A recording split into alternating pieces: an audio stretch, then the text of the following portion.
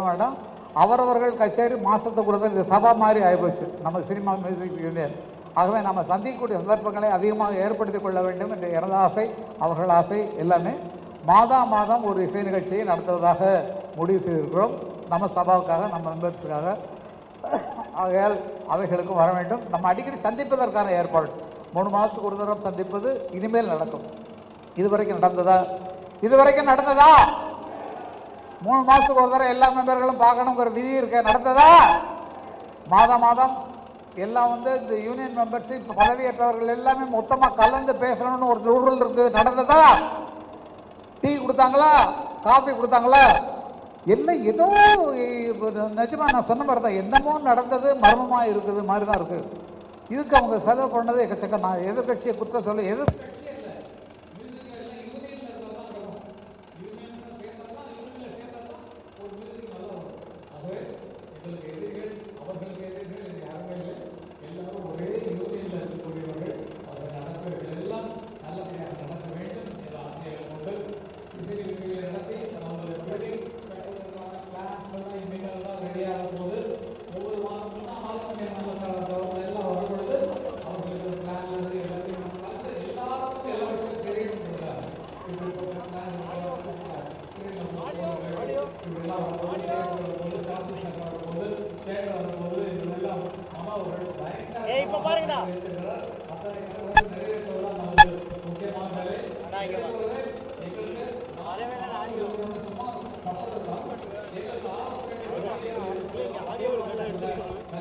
அவர்களுக்கு நான் ரொம்ப நன்றி சொல்ல கடமைப்பட்டிருக்கிறேன். அவர் இருந்த காலத்தில் தான் MS Viswanathan, KV Mahadevan, Ilaiyaraaja, Shankar Ganesh, SP Balasubramaniam, Janaki, Chitra, Vani Jayaram அம்மா, PM சவுந்தரராஜன், SP பாலசுப்ரமணியம் எல்லாம் சேர்ந்து பல இடங்களுக்கு நிகழ்ச்சிகளை நடத்தணும். அத்தனை பேரையும் மதித்து அத்தனை பேருக்கும் அள்ளி கொடுத்தவர்.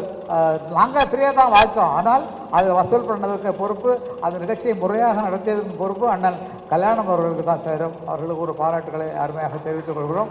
என்றென்றும் உங்கள் உதவி எங்களுக்கு வேண்டும் அண்ணா, இருப்பீங்க, நிச்சயமாக காப்பாற்றுவீங்க என்று தெரியும் எங்களுக்கு. அடுத்தது திரு கங்காமரன் அண்ணன் அவர்களுக்கு எங்களுடைய திரு பத்மஸ்ரீ பாலேஷ் அவர்கள் பொன்னாடை அணிவித்து பெருமைப்படுத்துவார்.